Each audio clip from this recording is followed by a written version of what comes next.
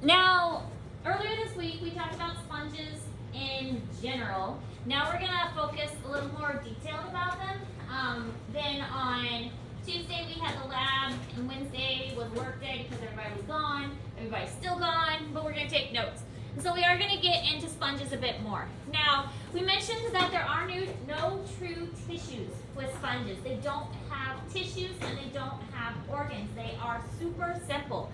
But they do have cells, and these are the three main types of cells that sponges have. They have something called a pinacocyte, which lines the outer surface of the sponge, choanocytes, which are the collar cells. We already mentioned those collar cells, but their technical name is choanocytes.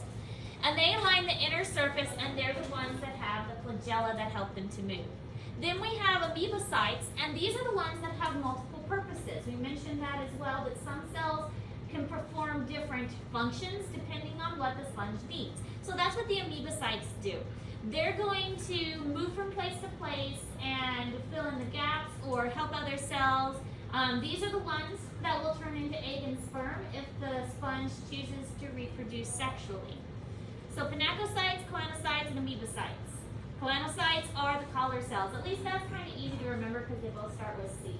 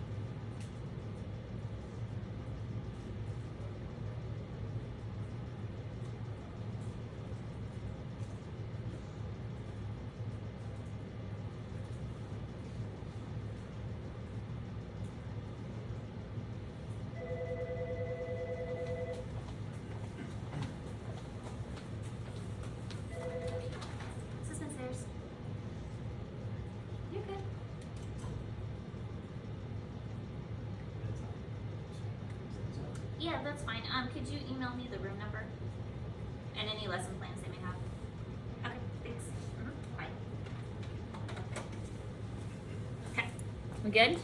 Yeah. No? Okay. We'll leave it a moment longer.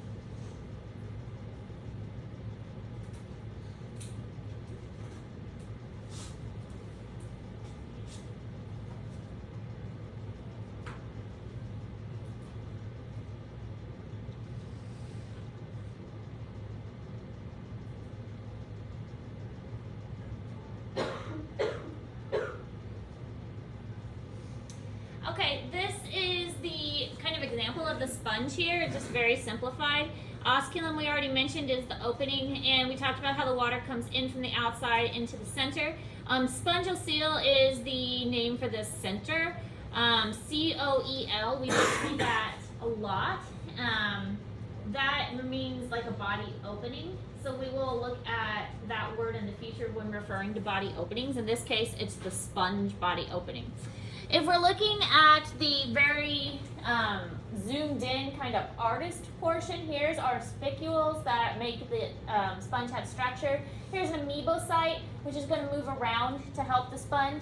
Choanocytes with the flagella lining the inside, and then we've got the pinacocytes, which are these yellow ones that are lining the outside.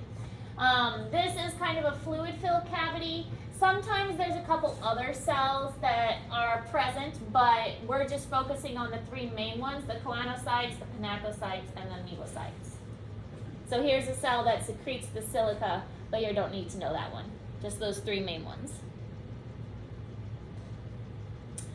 So most sponges are both male and female. They have the capability to be male and female. We'll see this more often in primitive animals. Sometimes these primitive animals don't have separate sexes, so they contain both reproductive parts. We sometimes see this in more advanced animals, but not nearly as common. More advanced animals have kind of figured out that it's good to have genetic diversity. The collar cells and amoebocytes can change into egg or sperm. So the collar cells are going to change into the sperm because they already have those flagella-like tails to help them move around. The eggs will be formed from the amoebocytes, and so they are able to make both a male and a female part. Often these are released into the ocean, so just imagine them all releasing at the same time with sponges that are around them. So all the sponges are going to release at the same time, and it gets mixed with that ocean water, and then the egg and the sperm are going to find each other in the ocean water. So obviously not every egg is going to be fertilized, not every sperm is going to find an egg, but by releasing them all at the same time and allowing them to mix in the ocean, it allows for that genetic diversity, which will increase their chance of survival. Sometimes we mentioned this before that they can reproduce asexually by budding. Typically what happens is when the water is cold, they're going to have more asexual reproduction. And when the water is warm, they're going to reproduce sexually. So they use the water temperature that's surrounding them to help them determine how they're going to reproduce. Cold water is by budding, warm water is sexual reproduction.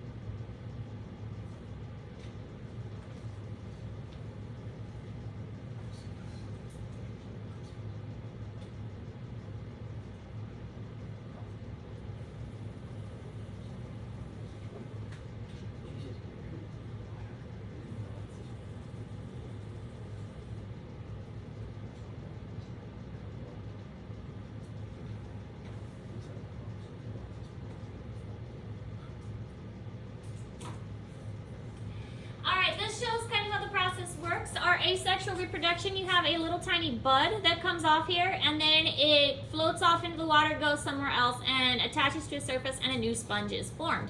Or you could do the sexual reproductive way, where you have your egg, which is from an amoebocyte, and you have the choanocytes that turn into sperm cells. Then they're released into the water. One of them gets fertilized, and they eventually are able to divide until they make a new sponge, and then the process repeats itself. And the sponge grows, and it can choose whether to asexually reproduce or reproduce sexually. So here are some of the sponges you will be required to know for your test. I know we just had a test, and we're already talking about another test.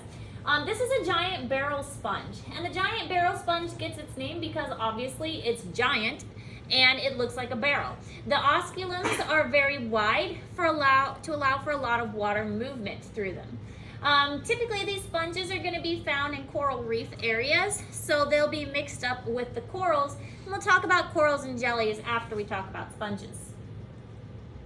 Red finger sponge, it looks just like the name suggests, red fingers, so elongated, skinnier, and it has a lot of branching off that looks like little fingers. Yellow tube sponge, also like the name suggests, at least the scientists named these in pretty easy ways this time. And so it looks like a lot of tubes and it's yellow.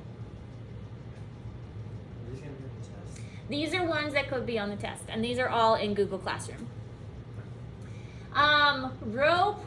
Rope sponge. It's a kind of a funny name, but it's interesting to see how long they are, and they do look kind of rope-like because they are so elongated.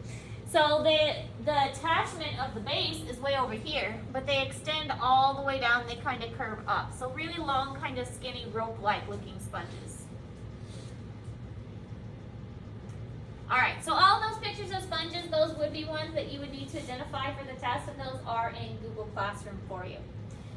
Any questions about today's material? Okay, so you have two things that are due on Friday, Invertebrate Crash Course and the Sponge video. Those are both due tomorrow. There is a new assignment which I'm going to pass out. This one is actually on paper. It's on paper because you need to color it, and there are colored pencils and markers up here.